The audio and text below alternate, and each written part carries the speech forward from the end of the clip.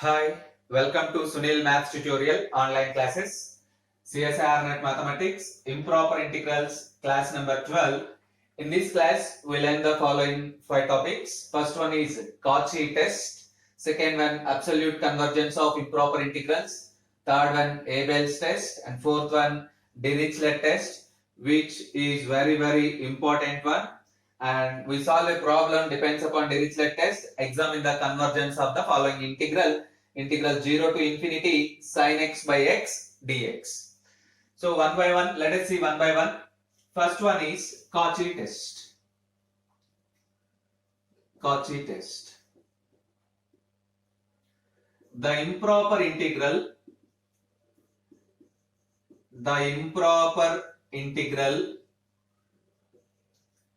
integral a to infinity f of x dx is convergent at infinity if and only if for each epsilon greater than 0 there exists a positive real number k such that mod integral t1 to t2 f of x dx less than k for all t1 comma t2 greater than or equals to k. For all t1 comma t2 greater than or equals to or greater than k. So I repeat the statement.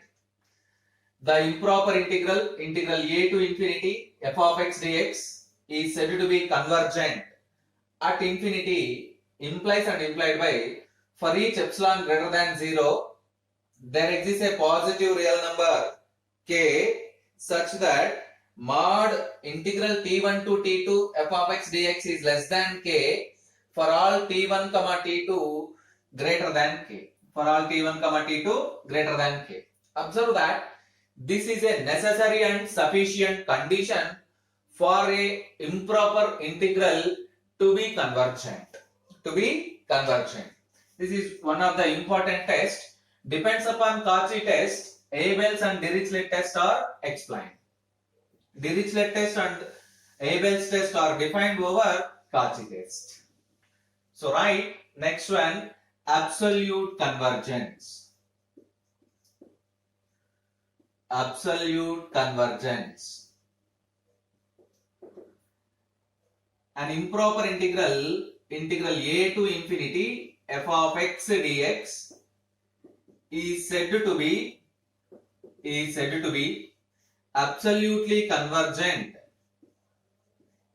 absolutely convergent.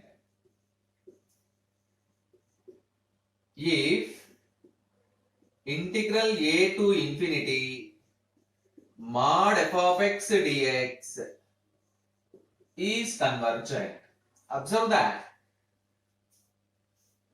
an improper integral a to infinity f of x dx is said to be absolutely convergent at infinity if integral a to infinity mod f of x dx is convergent at infinity where a is clearly greater than 0.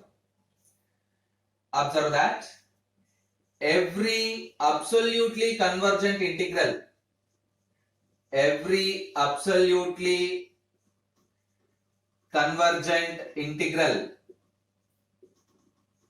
is convergent.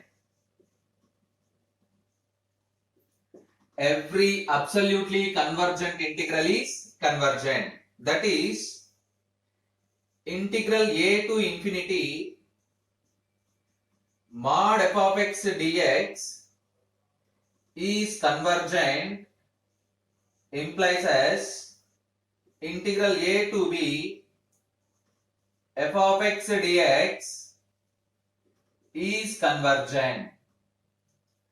That is, integral a to b, a to infinity, not a to b, a to infinity. Here also a to infinity. Mod f of x dx exists implies as integral a to infinity f of x dx exists. Observe the statement. Every absolutely convergent integral is convergent. Every absolutely convergent integral is convergent. It means integral a to infinity mod f of x dx is convergent implies as integral a to infinity f of x dx is convergent. It means convergent means integral a to infinity mod f of x dx exists implies integral a to infinity f of x dx exists. The converse of this statement is not true. The converse of this statement is not true. What is the converse of this statement? A convergent integral need not be absolutely convergent. A convergent integral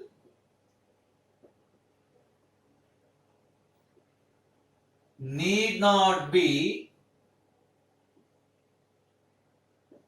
absolutely convergent. Important one.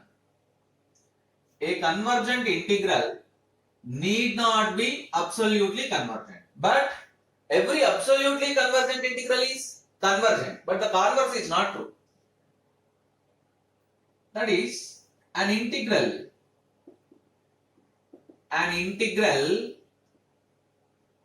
which is convergent but not absolutely convergent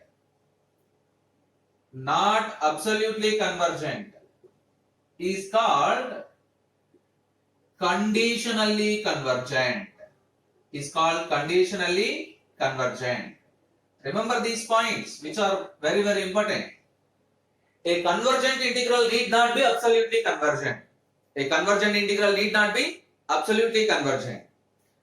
An integral which is convergent but not absolutely convergent is known as conditionally convergent. Yes. Next, third topic number 3, Abel's test.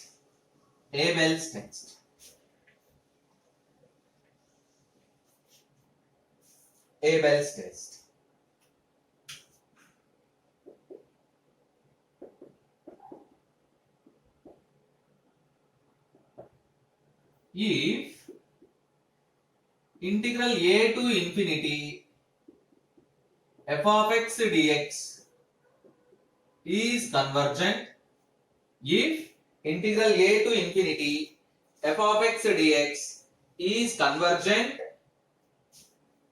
at infinity and g of x is a bounded and monotonic function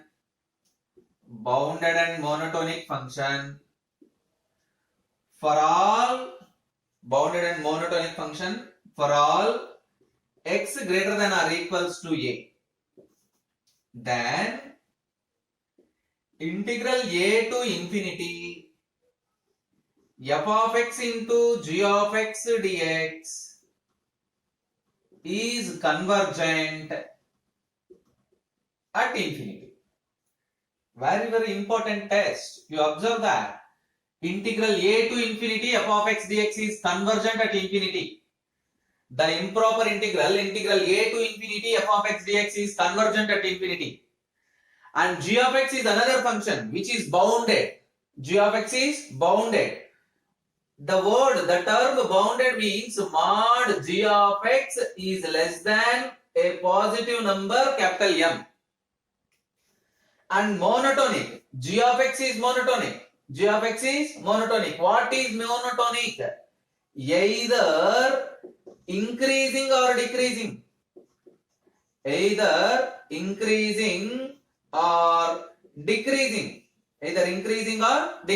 For all x greater than or equals to the lower limit a.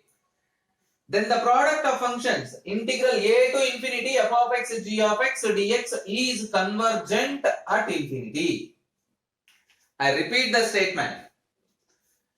if integral a to infinity f of x dx is convergent at infinity and g of x is a bounded function and also monotonic for all x greater than or equals to capital small a, then integral a to infinity f of x g of x dx product f of x into g of x dx is convergent at infinity. Is convergent at infinity.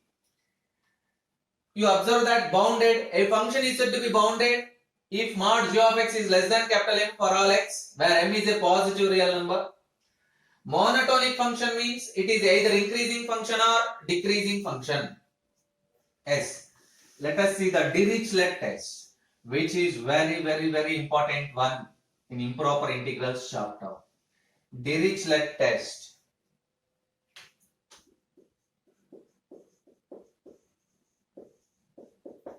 Dirichlet's test. Dirichlet test for improper integrals. Convergence of improper integrals. If the improper integral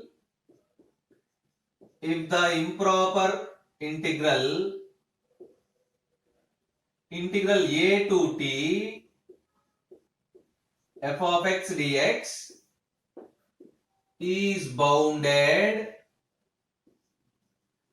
for all t greater than or equals to a and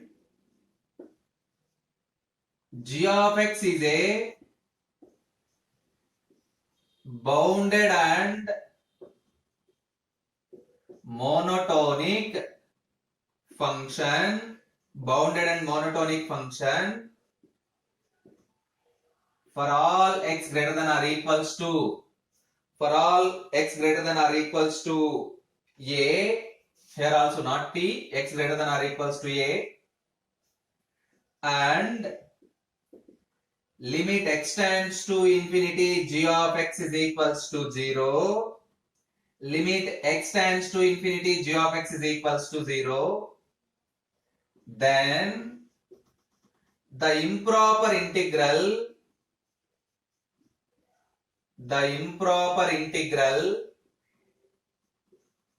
integral a to infinity f of x g of x dx is convergent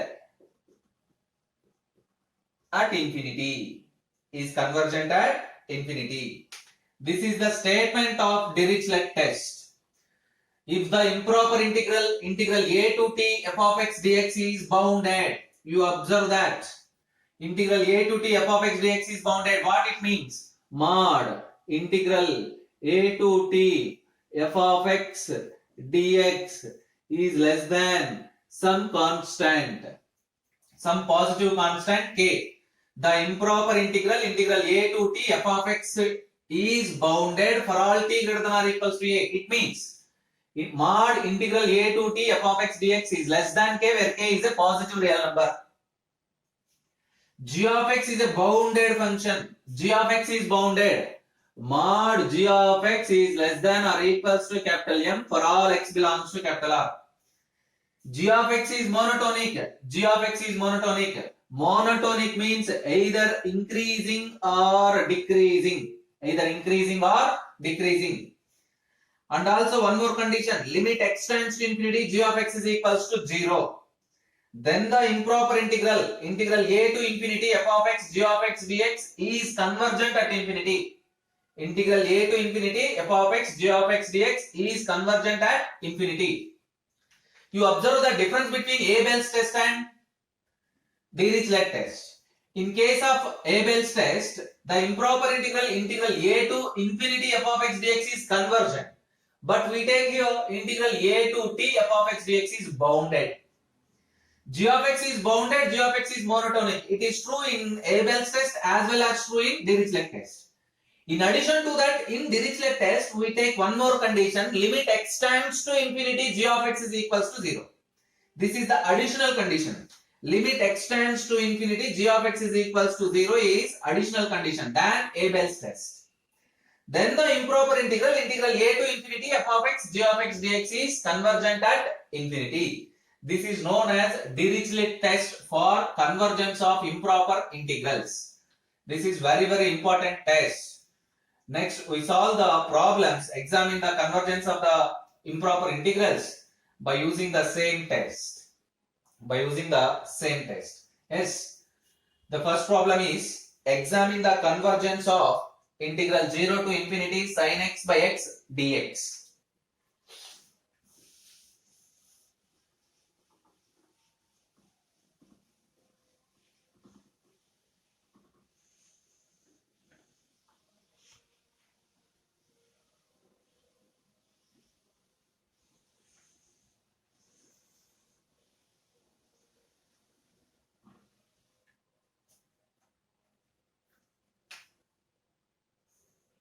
Let us take capital I is equals to integral 0 to infinity sin x by x dx.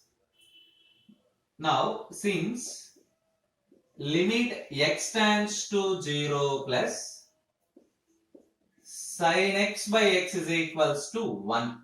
We know that this is the standard limit. Limit x tends to 0, sin x by x is equals to 1. This is a standard limit.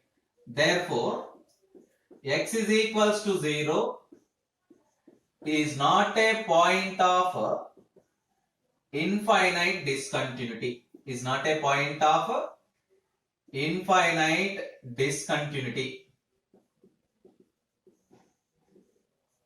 Now, capital I can be written as means integral 0 to infinity sin x by x dx. Because the lower limit is 0, you can split this integration. Integral 0 to 1 sin x by x dx plus integral 1 to infinity sin x by x dx. Let them I1 and I2. Treat this integral as I1. Treat this integral as I2. I1 is equals to integral 0 to 1 sin x by x dx. It is a proper integral. We know that. It is a proper integral. Observe that sin x by x as limit clearly exists. So clearly I1 is a proper integral.